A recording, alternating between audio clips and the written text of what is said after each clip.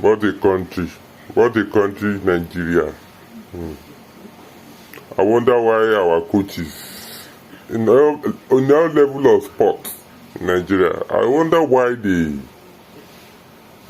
so deem it fit to collect money from people that wants to serve their country, that wants to participate in alleviating their country, to collect money from them to play for their country. I don't know why.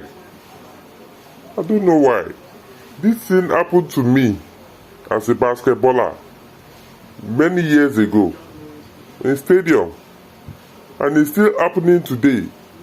Look at what John Fashanu, a Nigerian football star that plays for England, is saying. It's happened to each and every one of us. Who can stop this thing? Who will stop it for us? Only Almighty God. My people, just watch and see.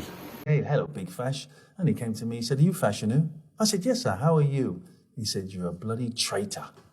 You are a traitor to your own country."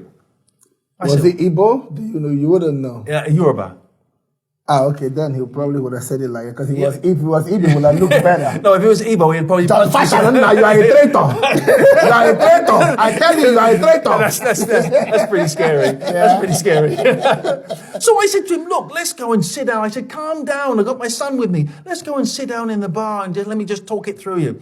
And we went down, we sat down. I said, "Look, bro, I'm not a traitor." I said, "I've come to Nigeria 3 times to play for my motherland." I said, "No, you must understand, I was not invited to come to play for Nigeria. The late MKO, wonderful man, my godfather, put me in his private jet and said, 'Listen, this guy can play football. I'm going to give him to Nigeria.' And I said, from him, I came to the Super Eagles camp and I started playing football there. And I said, I came the first time, I wasn't selected. I came the second time, I wasn't selected. I came the third time and I was not selected. But bearing in mind, I'm still playing top football in the English Premier League in England and I'm not being selected in my motherland. It's crazy." So the then coach, can't remember who it was then, said to me, "Look, John Fashanu, why don't you, number one, bring some Benjamins, some money.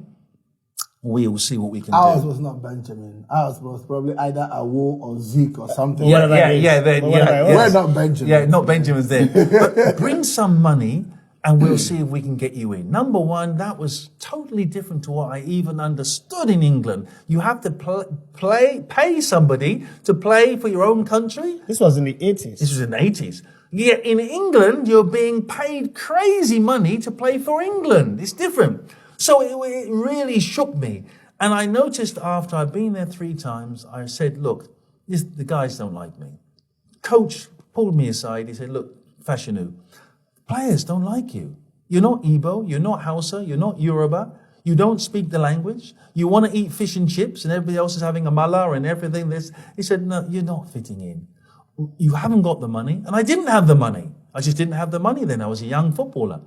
"You don't have the money to give me," that was to the coach. "Why don't you stay in your motherland, England?" And I went, "No." And he said, "Play for England, become the first Nigerian to play for England. Because here, they don't like you." No chance. No chance, they don't like you.